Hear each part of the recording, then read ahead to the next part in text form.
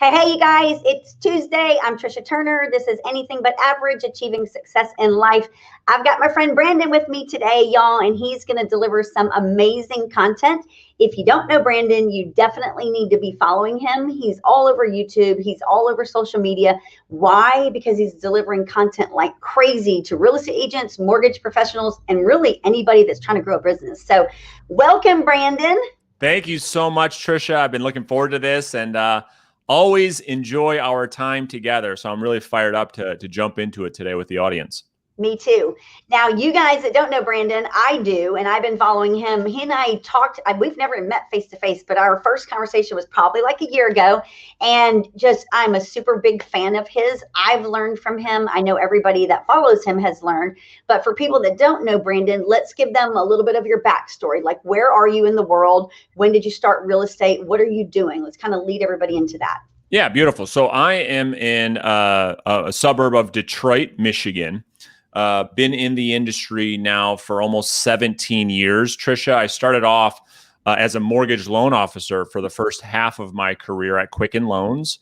And, I did not know that. Yeah. So, and I owe a lot to that company for who I am today. I mean, the leadership at that company, starting from nothing to growing the largest mortgage company on earth, bigger than Chase, bigger than Wells Fargo, bigger than the big banks, was somebody that, just like you and I, Trisha, started a mortgage company. And so my experience at that company, I really owe a lot to that company on who I am today. It's where I met my wife. I mean, so I owe a lot to that company. So started off as a mortgage loan officer. Then I started to go through their leadership development program, started leading teams, leading training, coaching, and development at that company. Then when they launched their real estate division, I led their real estate division. Wow. Then, yeah, so which was really a great experience. I bet. Which led me into the real estate business, where I built a mega team at Keller Williams. And then I started coaching and training real estate agents about 6 years ago all over the country. And through coaching real estate agents, I said, wow, I really love this. It's what I did in my corporate world at Quicken Loans, was training, coaching, and development, leadership development, things of that nature. And so through that, said, why don't we launch a brokerage? Because I believe a brokerage is nothing more than a coaching and training business with a brokerage license, or at least that's what a brokerage should be, right? Yes. A lot of them are not, but that's what they should be. And so we launched Brickstone Realtors about 2.5 years ago. We're 100% commission concept brokerage. And in just 2.5 years, we've grown to about 250 agents. We'll do about $1 billion in sales this year. So it's been a lot of fun. Learned a lot in the journey, of course. And my goal now is to help people benefit from all the mistakes I've made in my 17-year career, and help people live their best lives in their career through a process of communication that I call reverse selling. Okay, so I'm going to back up a little bit, because I did not know that you had started at Quicken Loans. So that was shocking to me. I was a lender too for 6 years, not with Quicken. So I don't know about how you feel about Quicken now, but here in Houston, we don't like Quicken. Like, when we are looking at deals, when Quicken's the lender on the other side of them, we're like, yeah, no, you have to use our preferred lender. Tell me about that. Why does Quicken have such a bad name? Yeah, I think it's interesting, right? I mean, I think that's the same kind of sentiment that a lot of real estate agents have across the country, regardless of market. I think that, we talk a lot about disruption in different industries. Well, if you think about what Quicken has done in the mortgage industry, they are the first and only company that has been able to scale the mortgage process to be an online experience from start to finish, without having the local brick and mortar in every state across the country. And not only that, they are now the #1 mortgage company in the world. People don't like that. No. So they don't like that. So it's funny, I think, a lot of people are fighting EXP right now because they're going virtual. They don't like that. You can argue like, oh, they don't have a great name. It's being I think what happens is, when you become successful, you automatically get a target on your back. And I think that's the biggest part of this whole thing with Quicken, like the perception of it. Because if you remove the emotion and you look at the analytics of like how many mortgages Quicken writes in comparison to Bob on the side of the street on the corner, I mean, it's astronomical how much more experience they have, how much better processes they have. Like, it's insane, their technology. They built all their own tech. At the same point, I think from a realtor's perspective, to answer your question, what we like as real estate agents is being able to pick up the phone and call our loan officer that we've been doing business with for 20 years or 10 years or 5 years or whatever, and be able to get information quickly. And when you deal with a large company, there's a lot of corporate bureaucracy. There's a lot of red tape. There's a lot of voices. There's too many cooks in the kitchen. Oh, yeah. And unfortunately, the reality is it's who Quicken has become, is like this big mammoth of a company with 40,000 employees. And so you can't just pick up the phone and call your loan officer anymore. And so that personal touch has I think, something they need to work on. But I think that's the why, because a mortgage through Quicken, I think people get scared because they don't have the control. Oh, yeah. I think they have when you deal with your local lender, who can just call the underwriter, who can just call the appraisal company, who can just talk to the, I think that experience is what makes realtors real nervous. I'm going to grab something that you just said there. So I'm a big believer in the real estate industry and us being like such a huge force in the economy. You just said Quicken has 40,000 employees. So when you think about that, think about the impact, the families that are impacted by their business and their volume and how much of a big difference they're making. Here in my company, what I'm constantly talking about is like our preferred partners. And, when inventory got super tight a year ago and we've all been going through this crazy market in the last year, it was like, the average agent can become complacent or fear sets in. They don't know what to do. How do I get listings? I can't get any inventory. There's no sales. I mean, some people are really struggling and have been. And it shows through the National Association of Realtors that 47% of real estate agents haven't sold a home since COVID, which That's I right. believe, and it's like, when you look at that, that's startling. But for people like you and I that are builders, it just makes, like for me, certainly, and I know you're the same way, it makes us more intentional on making sure that the people that we're surrounded with and that we're working with are producing. Because at the end of the day, if you decide, I don't feel like doing this anymore, or I don't feel like grinding, and I decide that, not only do all the families that we impact suffer, but the movers and the insurance people and the lenders and title, and it goes on, cleaners and landscape and painters. And people don't realize that. And when I sit in and I explain that to them, I'm like, in our world, for us to stop and for us to be lazy and not feel like selling houses or teach our agents how to sell, it affects 26 other industries. That's and right. When you think about that and what a driving force we are in the economy, I think it's critical that people like you and I are out there every day grinding just to help others.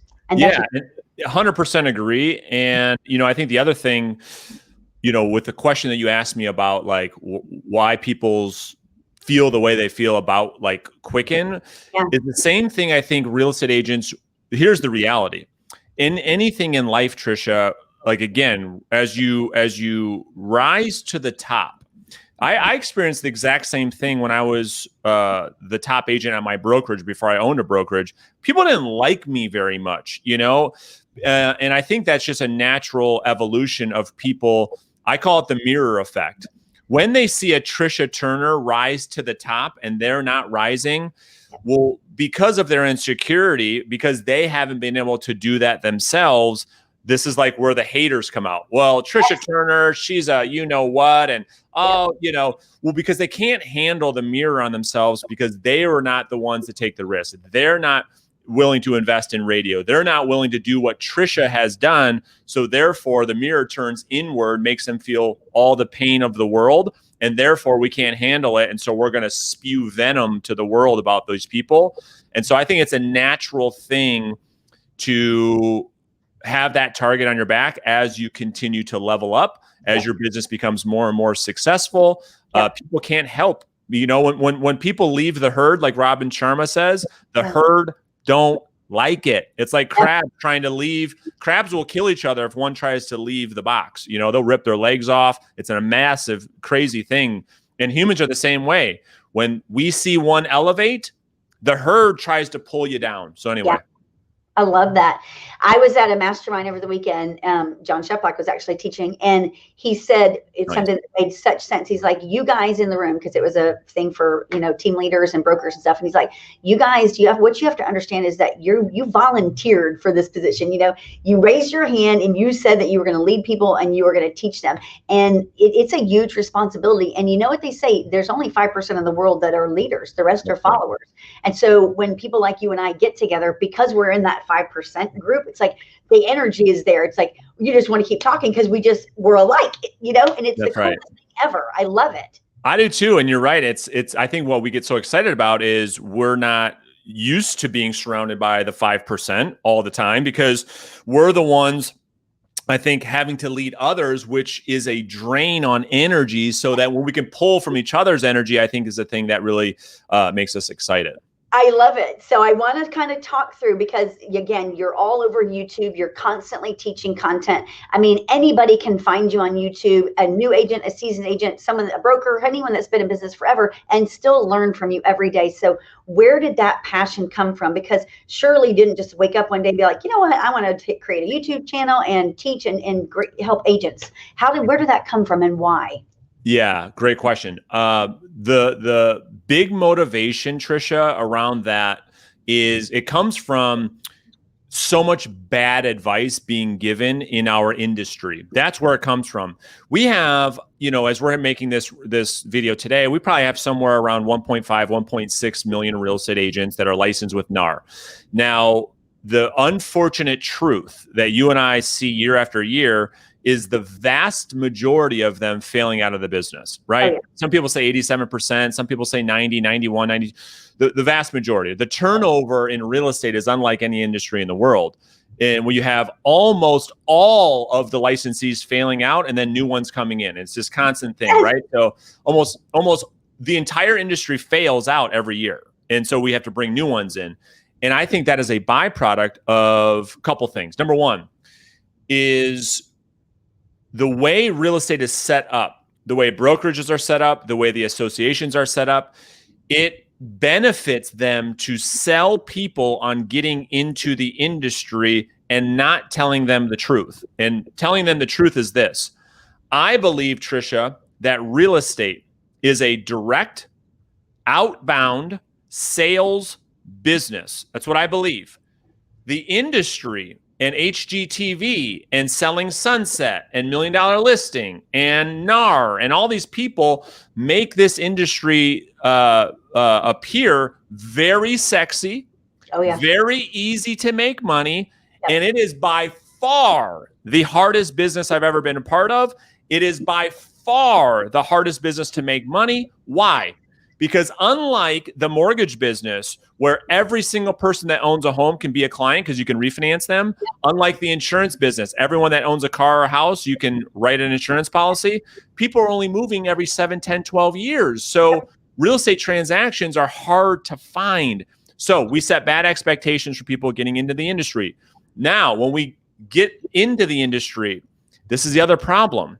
Brokerages and NAR and memberships and boards and MLSs, how do they get paid? They get paid through dues. They get paid because agents stay. So they're scared to tell the realtors the truth about what it takes to succeed in fear of, Trisha, them leaving the business. Yep. So if you and I owned a board and we get paid our membership boards every month, if we told them the truth and they quit, that would hurt us. So therefore, we can't tell them the truth. And what is the truth? The truth is, you must learn how to sell. You must prospect every single day. You must make video content. You must go meet people. You must network to have a chance to succeed.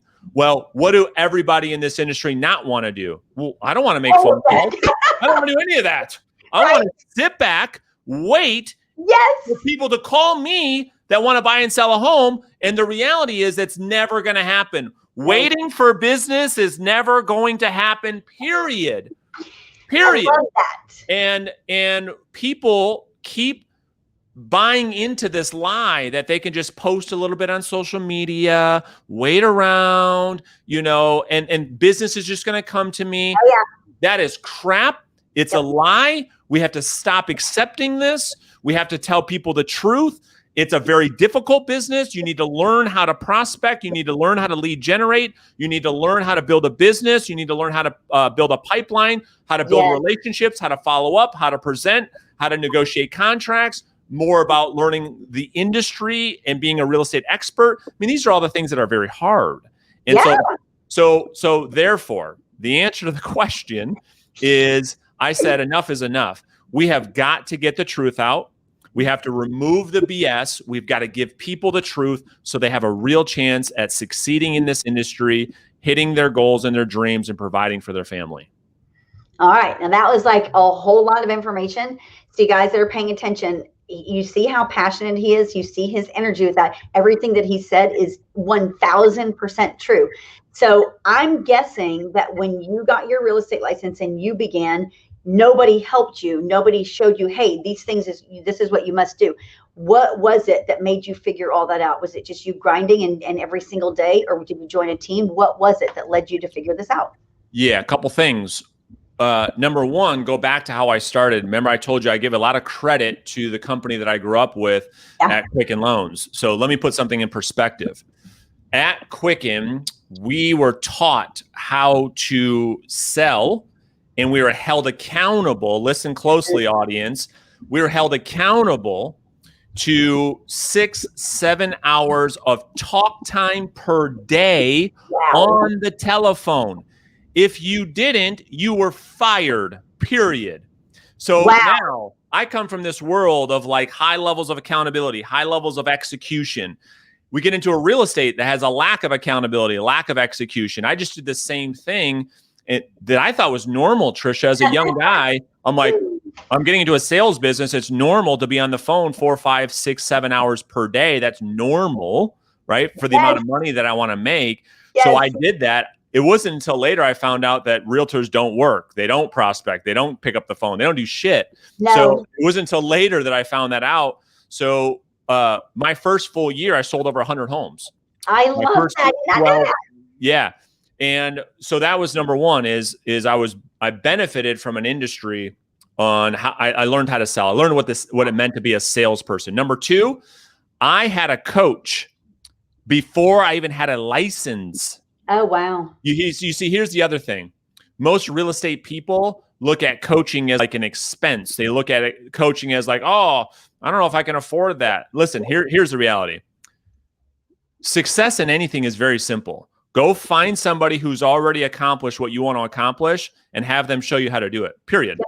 That's what coaching is, right? So coaching is going to help you get there a lot faster. They're going to cut the learning curve. They're going to hold you accountable.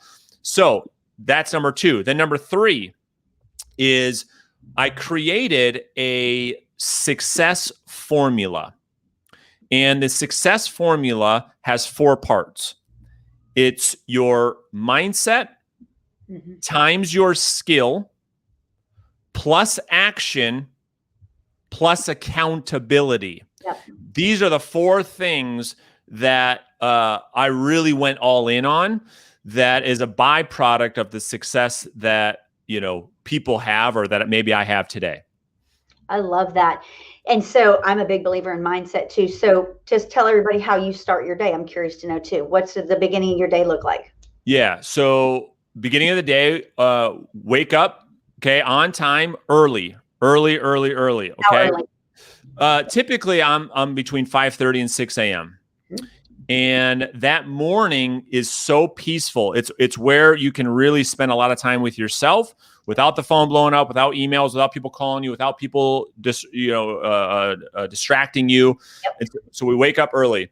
Then we've got to sweat. Yes, it's great for the physical, but it's better for the mental, releasing serotonin, releasing endorphins, releasing dopamine, releasing all of the things that make us feel good. Then I'm going to pour into what I believe education should be. So that might be a podcast, that might be a book, that might be an audio book. Right now I'm going through the one thing again from Gary Keller. Are you really? Probably the 14th, 15th time. And then a cold shower.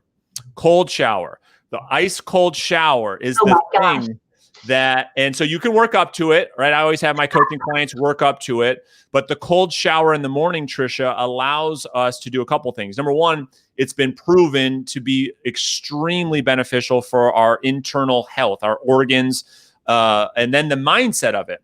Putting yourself in pain first thing in the morning allows you to take on the day, because if you win the morning, you win the day, right? So if you can crush the morning, you can win the battle of the bed, you can win the battle of the mind, you can sweat, you can take the cold shower, everything else becomes easy for the rest of the day. And so in addition to the cold shower, I'm going to do my highest priority activities, the things that move the needle the most. We're going to take Brian Tracy's advice from Eat That Frog. Yep. And we're going to crush the highest priorities in our business first thing. We're going to remove those. We're going to get everything done before noon. And then after 12 noon, we can be a little bit more flexible. I love that. I swear, when you and I talked for the first time a year ago, I knew we were like two peas in a pod. I have the exact same morning routine. I get up a little early. I'm up at 4 or 3:45. But so I have a different, but it just starts early. But I do everything that you do except for that cold shower. I got to think about that one. I've not done that one. I hate the cold. So it's like, woo, I don't know about that. Well, hold on. So that's the point, right? So I think most people they're avoiding pain. But like Darren Hardy talks about, there's something called the pain pendulum. Can I share this with you real quick? Yes, please. Yeah, the pain pendulum states that people in their comfort zone only experience a little bit of pain, so they only get a little bit of success or pleasure. So what we can do is we can control the amount of pain we put ourselves in, right? We can control going to the gym or not. We can control skipping the donut or not. We can control waking up early or sleep or not. We can control prospecting or not. We can control lead follow-up or not, so on and so forth. This is pushing on the side of pain. And what happens is the more we push on this side of the pendulum, what happens then?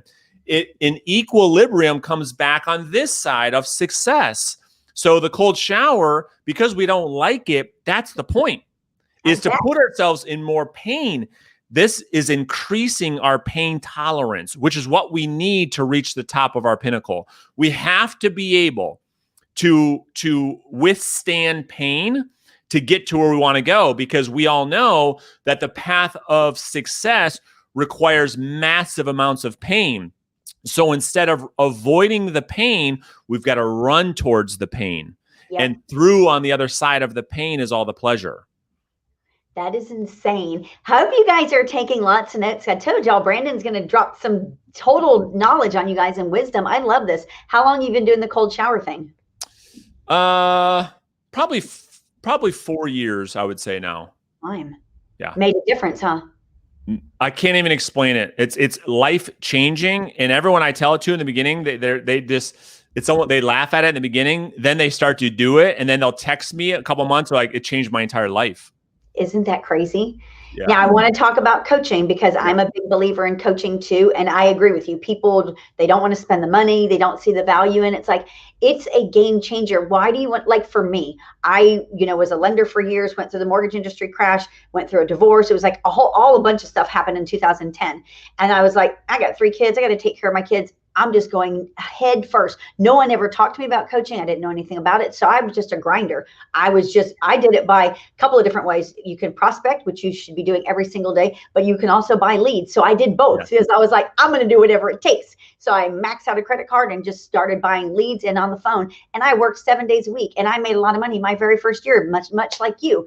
And it's like that stuff was just drilled into me from day one. But then once I learned about the coaching thing and hiring a coach, it was like, that changed my life. Yeah. changed my life, opened up doors, opened up relationships that I had never had before. It was like what I thought was the vision for my life and what I thought was an income goal was like nothing.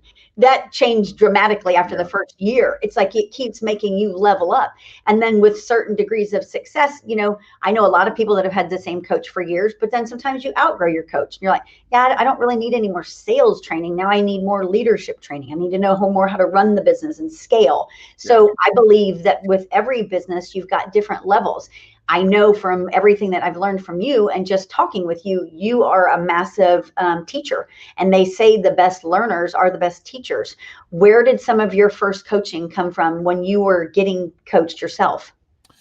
Yeah. I mean, I think from a lot of places. I think you're right. I think that first and foremost, I think accepting the fact that you have to be coachable in order to be a good leader, be a good coach yourself. So what that means is dropping the ego, releasing of the ego, and to say, okay, surrender to the fact that you don't know it all.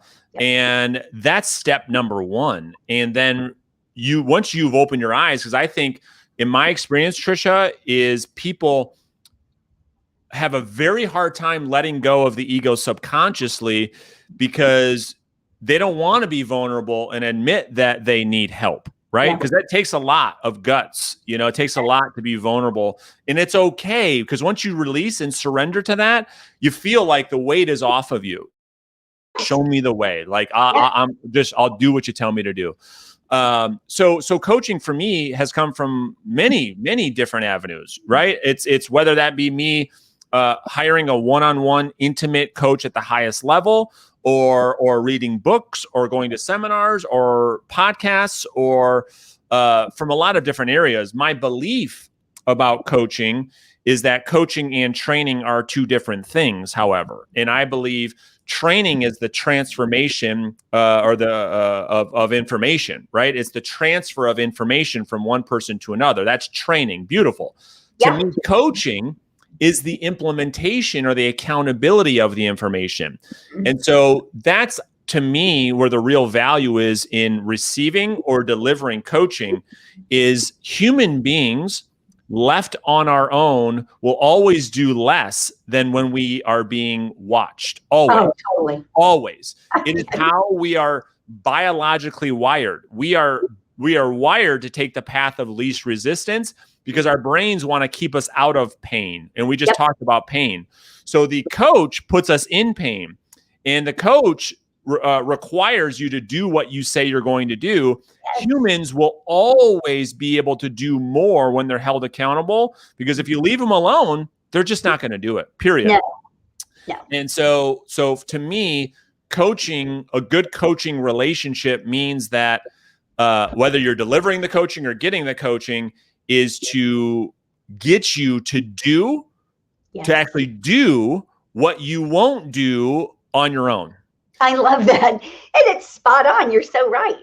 Okay, so then it makes me wonder, it makes me question, just because I want to know more. I'm always like, tell me more. So you have this amazing real estate career, over 100 homes in your first year, which is insane. And then to keep growing it, then have your own brokerage. During all of that time, did you ever envision, because he has a coaching company too. Did you ever envision that you would be a coach and have this coaching company like you do now? Was that part of it? It's funny. Yes. The answer to that is yes. Actually, I wanted to be a teacher. In 5th grade math class, I was going to be a teacher. Wow. I had a great math teacher, and I envisioned my life getting married, having kids, being a math teacher, and being the football coach at the school that I worked at. This was the vision, Trisha, in 5th grade. So I love it. Yeah. So fast forward, it wasn't until later that I found out teachers, unfortunately, don't make any money. They should be getting paid a lot more than they do. But yeah, my whole goal, my whole life was to teach others. It's just who I am, is to coach others. And for a lot of different reasons, but I think that, to be a coach is probably the most satisfaction that I've ever gotten out of my career ever. Because if you think about it, it's what parenting is, It really is what it is to develop other people to help them avoid landmines, to get the best out of people. That, again, if you look at the human biology, we are built to avoid pain. This is how we survived for thousands and thousands of years, was like not getting eaten by predators, right? Like we had to avoid these things. Well, fast forward to where we are today, a great coach is somebody who can get greatness from somebody that they can't get on their own. A lot of self-limiting beliefs, a lot of bad self-image, a lot of bad mindset, how we were raised, and so a great coach can pull greatness from people that they cannot pull from themselves. And through that is a lot of gratifying, career experiences that I've been able to get from it.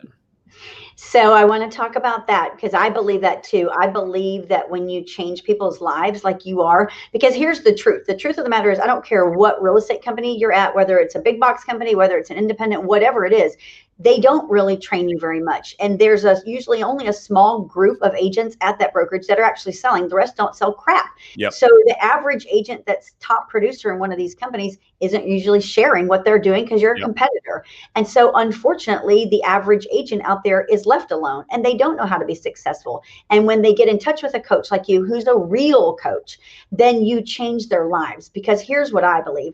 I believe that everybody tries to put that coach label on them. They're a life coach, a sales coach. It's like, really, what have you done? Because I tell people all the time, you need to pay attention to who you're paying attention to. If somebody has not been in the trenches, if somebody has not done what you want to do, you shouldn't even be listening to them, because they don't have a clue, period. I love it so much. Look at you dropping value in your own podcast. Yeah, you nailed it. I mean, everything you just said, you and I philosophically are just so aligned. It is absolutely incredible. Brokers are not, you're right. Remember, I told you at the beginning of the show, everybody, the broker's job is to coach, develop agents. They can't. Why? Most people that are running brokerages, just like Trisha said, have not succeeded selling real estate in high volume. Otherwise, they wouldn't be a broker manager. They wouldn't be doing that. That's a $50,000 a year job. Selling real estate, you can make $500,000, $800,000, $1 million, $2 million selling. So the brokerages are not set up that way. We have to make sure that who we're taking advice from, and I don't mean any disrespect, but like, your broker that's giving you advice that's never sold 100, 200, 400, 800 homes a year. I mean, I believe most people got in this industry to make a lot of money. That's what I believe in my heart. I believe that when people said, I want to be a real estate agent, they didn't say, well, I want to make a little bit of money. I believe that they wanted to make a nice living. Well, unfortunately, you're right. I mean, the people running these brokerages, there's tens of thousands of them, right? I mean, the advice that's being given, we go back to that I talked about 10 minutes ago, is like, it's just bad advice. Sitting around waiting for business is not going to get people closer to their goals. No. And I think when you have a coach that's giving you, because really there's only, and to be successful in real estate, like you said, it's down to the basics. You have to do the work. You got to make the calls. You got to be talking. You got to do video. You have to have relationships, period. If you're not talking to people, you're not selling houses. That's how they work. And people don't want to do that day in, day out work. When you look at the average real estate agent, if they were actually to monitor their time for the entire week, Monday through just Friday, you would see that very few of them actually work even 20 hours when you look at their actual work time, which is sad, super sad. It's terrible. I mean, I say it all the time with people that I coach. If I fly into your city, if I fly into Houston with a stopwatch and I follow you around for 5 days, at the end of the week, we videotape the entire week, and you put that in front of your family, would they be proud or would they be disappointed? Most people cannot be trusted to be in real estate because we're 1099 independent contractors. We're going to do what we want to do. Nobody can tell me what to do. I'm my own boss. And that is the reason why people are failing left and right, because left on our own, people will fail, period. They need accountability. People try to run to real estate because we don't want to be held accountable. No. It's the very thing that is required to win. That's the secret, right? Yeah. In a world, in an industry, Trisha, where there is no accountability, the ones like you and I that are being held accountable to the highest level are the ones making all the money. So for all of you watching, all the realtors, stop running away from accountability. Change your relationship with accountability and go seek out and embrace it.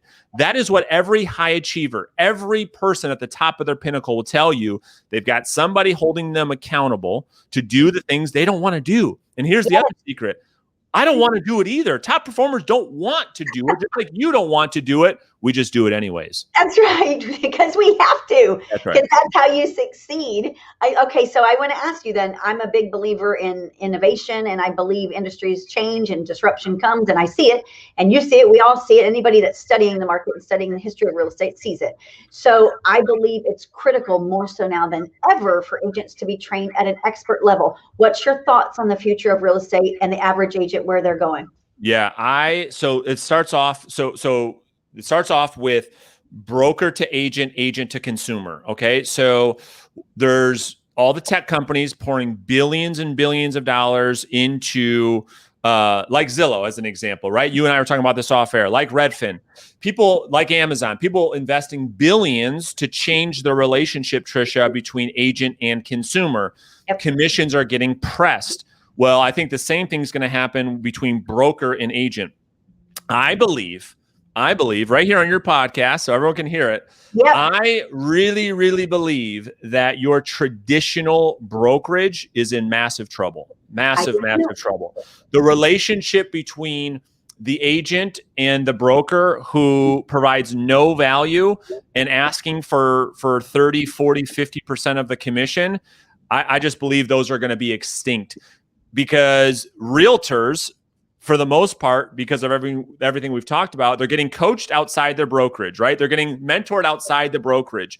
And more times than not, realtors that succeed is not because of what they've learned inside the brokerage, but outside the brokerage. The value exchange didn't happen inside. And so that magnifying glass on real estate commissions between agent and consumer, there's a magnifying glass on commissions being charged at the broker level to agent. And I just can't see an agent giving up, like the Coldwell Bankers and like the Century 21s, these old models of giving up 50% of your commission for what? I think those are going to go extinct. I do too. I really, really believe, because there's no world that it makes sense for an agent to do that anymore. No, and when you look, okay, let's go off of what you just said. When you're talking about the tech companies, like you and I were talking about, and these big companies that are coming, they got a crap ton of money to spend in marketing. They're hitting our consumers every which way they can possibly do. And when you look at the Gary Greens and the Coldwell Bankers and even Century 21, that's right. I think that they're laughable. And I really believe that it's a disgrace that they're taking that much commission from the agents and providing them no value or any kind of training for the future to fight against what's coming towards them.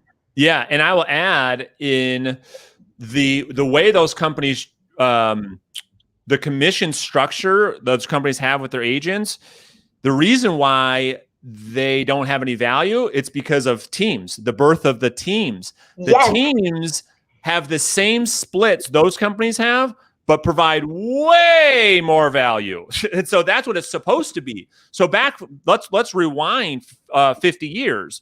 You and I go to Coldwell Banker, we were given the same thing teams like you give your agents today. They were given an office. They were given administrative support. They were giving marketing support, transaction coordination, hands-on mentorship. All their expenses were covered. So it made sense to split your commission 50-50 with the brokerage. Well, what's happened is fast forward 50 years, a Coldwell Banker, and I don't want to pick on Coldwell Banker, but I'm just saying you got to change your business model, Coldwell Banker. You can't keep charging 50-50 to your agents and then drop all the value. No. It's not gonna last. I love what you just did. You're so real, and you have to be, because here's the deal. Like, nothing's scripted, nothing's rehearsed. Like, this is a podcast. This is real. We're in your face. This is what's happening in the world. Why are we doing this? And I was saying this to my team yesterday. Like, there's times, and just being real, there's times when it's a lot to run a mega team. It's a lot to run a brokerage. It's a lot of responsibility. It's a lot of expense. And sometimes it's like, do I really even feel like doing this? Because my life would be a lot simpler if I just dropped back and had this little team and $1 million a year, and it was very profitable. But you know what? If I do that, how many families are affected? How many agents are affected? Because I chose to be lazy and complacent. So we have to get out there, Brandon, and be like, look, you guys, if y'all don't freaking get your head out of your ass and pay attention to what's coming at you and get yourself aligned with the right coaches, the right companies, the right teams, you're going to be gone in 2 to 5 years, period. Now, yes, and I agree. And I'll also add this. I believe the thing that can save this industry is what I'm about to say. I believe that this industry needs to really consider having a standard for entry and a standard for keeping your license. I love that. If we're going to save the industry and there's going to be realtors in 40 years from now, there has to be a standard for what it means to be a real estate agent. Yeah. It can't just be a 40-hour weekend class that you take online in your underwear and then, oh, you're a realtor. And Right. then you just watch a show and say, oh, babe, I want to be a real estate agent and dress up and look sexy and cute and sell one house a year. And you get to stay in the industry because it's all these people that are ruining the names of realtors. That's why in all the consumer reports, we rank under used car salesmen. Under. We're at the bottom of the totem pole because we have so many bad real estate agents in the industry, and they're not professional. They're not experts. They do not know what they're doing. They're screwing up transactions, and they're giving us a very, very, very bad name. I think we need, because if we had half the realtors we have now with the amount of transactions we have staying the same, it'd be a lot better for the consumer. Yep. They'd get better service, higher level of service, and the people in the industry, it would be just so much better for us. If we had about 700,000 realtors and we kept transactions around 6 million, I think that'd be a beautiful thing. I think that NAR could even charge more money for their memberships because it's like you got real professionals, and let's get the hobbyists out of here. You know, that's just my opinion. Well, I'm going to go right even deeper with that. So when you're talking about that, I'm with you 1,000% on all of that. I also believe that they all need to increase their dues. It shouldn't be so cheap to go to real estate school. It shouldn't be so cheap to join the local MLS. If you start charging thousands of dollars for that stuff, you're going to weed out a whole bunch of people, a whole bunch. Yeah, and I think you got to have a minimum. Like you got to sell at least a house a month to stay relevant. If you don't, you lose your license. I love that. That is cool. You need to get on your soapbox and talk about that one. Well, it's just, I mean, yeah. So anyway, I mean, this is so fun. I mean, we can just talk about all these different things, but yeah, I mean, I think that what it means to be a real, I mean, I think that's why the consumers have such more respect for, let's just call it an attorney or a doctor, because the barrier to entry is so much higher. And these people have such a level of professionalism that we don't have. You know, you got realtors running around like, you know, just idiots, unprofessional idiots. Yeah. Hey, I want to talk because I know we're going to run out of time. So I want to talk, you guys, Brandon's written a book. And so that's on one of my bucket list items too, is to write a book. I'm going to say it, and it's an excuse, but I don't have the time, or I'm not taking the time. It's not a priority right now. So it's not a commitment. Brandon's done it.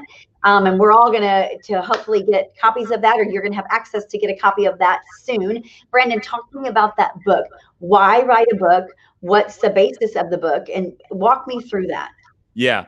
So the book is, the premise of the book is kind of like the theme, I think, of this podcast, which is like so much bad advice being given. And so what I want to do is write a book on what I believe it means to be a salesperson, because outside of real estate, Trisha, I think most people have a negative mindset to what it means to be a salesperson. Or when people think of a salesperson, I think overall it's a negative thing. It is.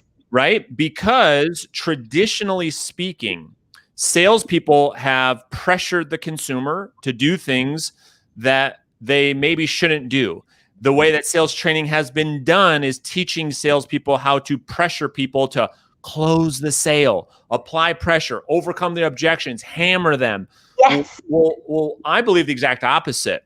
I believe in what reverse selling is a methodology of selling, Trisha, that positions you as the obvious choice with your prospect without ever having to convince them of it. And we do this by asking Socratic style questions that lead the consumer to make their own decision based on a strategy of self-discovery. So this is where we have to, again, talking about an industry. Now we're talking about the sales industry. I don't care if you're a pharmaceutical sales rep or you're a realtor or it doesn't matter what you do. We have to change the way we sell in order for salespeople, Trisha, to gain back the respect from the consumer as a trusted advisor, as a trusted consultant, which is what we want to be, right? Yeah. When we build a relationship with the client. Well, in order to do that, in order to make that statement true, we have to learn how to sell to the consumer in a way that that we're no longer the enemy, that salespeople are no longer the enemy. That is the premise of the book. So the book will teach you my reverse selling methodology on how to do just that. I love everything that you just said, because, there's most people that believe you got to close, you got to do it's objection handling. They focus on that. That's and right. You lose the relationship. When I go back and even listen to some of my own agents' calls, I'm like, oh my gosh, they didn't even build any rapport whatsoever. They just straight in for a close, and it's horrible. And it makes me so angry. Your book. So how long did it take you to write this thing? About 2 years to put all the thoughts together in a way that is digestible. So in my mind, like I have notes written everywhere about things I want to write about. I even have a title already written, and I probably did that 3 years ago. And I know like what the topic of the book is going to be about. I can see it all in my head. Your book on reverse selling, did you always have that topic? Did you know this is what you wanted to write about? Yes, just like you. How it started was just like you. Was I had a concept. I knew what I wanted to write about, but then there were all these specific things that I knew I was doing. Like I used the strategies, but to teach it, to write about it is very difficult, right? Like it's to really get thoughts out of your mind and to be able to teach the world. That takes a lot of work, like to write a curriculum for like education is very hard work. I bet. You have to deliver it in a way that's transferable. Remember we talked about training. This is the transfer of information. So that's the thing that took all the time to write the book. And, as an example of that, when I tell a salesperson or a real estate agent that I train or I coach, and I say, in order to set the appointment with a buyer or a seller, we have to remove the resistance. Well, saying the word remove resistance, that's one thing. Being able to show and tell you how to remove the resistance was the thing that took me so long to do. And that's what I've been doing for 2 years, was putting concepts into practical application. And I think the book does a really nice job of that. So the book that you wrote, and you're busy too, so I imagine you've got a time block to get time to actually make this happen, because you have a busy life. And again, it's a commitment. It became a priority for you. Your hope with the book, is it safe to assume, and I don't like to assume, but is it safe to assume that the book is kind of like a training manual for all agents or salespeople? 100%. That is exactly what the book is. It is a step-by-step guide for real estate agents to go out there, to teach them how to lead generate, how to prospect, how to communicate, how to sell in a way that allows them to accomplish their goal and serve their clients at the highest level. I love this. How many pages is it? I think the book ended up, it's a short book. It's actually an easy read. Yeah, I think the book is just like over 100 pages. You know what I'm going to do? I love that. And I didn't think I'd just, I'm going to buy, because I have a big team, and I'm going to make all of I'm going to do like a book club. We're going to read your book together. Because I think there's number one, I have the utmost respect for you, because you're constantly pouring in. Like there's so many haters that are on people that have a big following like you do and have a big presence. It's like, how can you hate on somebody that is just pouring out knowledge and wisdom, like true stuff? Like any consumer or real estate agent that doesn't have the money, say for coaching, maybe they don't really have the money. They can go on YouTube and watch everything that you've ever created for free. Exactly. And learn from you. And that is something golden that, my gosh, when I started in real estate, that wasn't there. And that wasn't there when you started. No, it wasn't. I wish. Yeah. And that's why we do is changing people's lives, Brandon. Oh, I appreciate that. I mean, it means a lot when you say that, because that's really my mission statement for myself is it's true. I mean, my life is built to change the lives of others. That's why I believe I was put on this earth. And that's what I want to continue to do. Yeah. I was talking about it with another friend of mine yesterday. We were talking about how we talked about coaches, brokers, trainers, and all that. And I said, I don't find value, unfortunately, in a coach that's not even part of the real estate world anymore. I know. Because they don't know what we're going through anymore. Yep. The model has changed so much. And I think with you, you've got your brokerage, you've got a team, you're a coach, you can't get any more involved in real estate. And anybody that doesn't see the value in that is just insane. Yeah. Yeah. And I agree. I mean, when you said that earlier in the podcast, I agree. Like, to take advice from somebody who hasn't walked in your shoes, I think it's hard to do. And so, yeah, I think you got to really pay attention to who you're taking advice from. 1000%. Hey, Brandon, how can people find more about your coaching program? How can they find your book? When's the book coming out? Yeah, the book comes out on Monday, August 9th. It'll be on Amazon. The audio version of the book will be out probably a month later, but you can get the print version August 9th. You can go to my website, reverseselling.com, and learn more about what we're doing.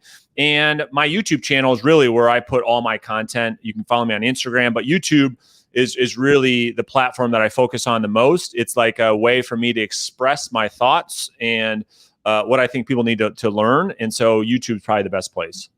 I love that. I'm so proud of you, just so you know, because people can write a book and sometimes, they're books that really don't matter. Sometimes they're ghostwritten, but for you to just pour content out for people, that's such a huge thing for me to have that, to be able to have that here for my agents. It's a resource. It's a guide. It's like, that's right. I don't have to sit and put together, because I just did a 30-day kickstart for them, and it was creating video, and it's everything you do from opening a lockbox to writing a contract. And it was grueling. It's a lot of work. It was, yeah. But it's on my shoulders now. It's like, I did it and I don't have to do it again. You've done a book. And so I can take your book and give it to my agents and continue building and giving your book out. So thank you for doing this. Yeah, absolutely. And I appreciate coming on here. I always love the time that we spend together, and hopefully people got a lot of value from today's show. And we're looking forward to having you on my show here the next couple of weeks. Yeah. All right, you guys, this is Brandon. Y'all watch for his book. It's coming out on August the 9th. What's the name of the book? Reverse Selling: How to Turn Cold Calls into Clients. Okay, reverse selling. I'm getting it for my entire office. You guys make sure and get it. Look for Brandon on YouTube. He's all over the place. You find him delivering content every single day. I love it. Thank you, Brandon. Thank you so much, Trisha. You guys have a great day.